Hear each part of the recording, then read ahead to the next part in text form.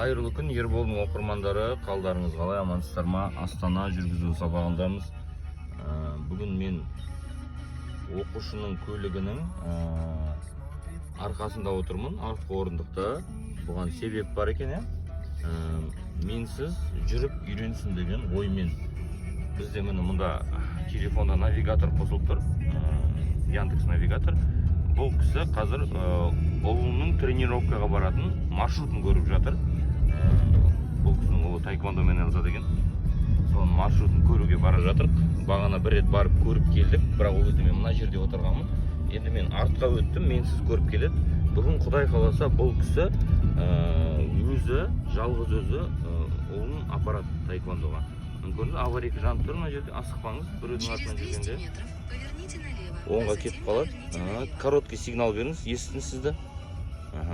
Жүре береміз.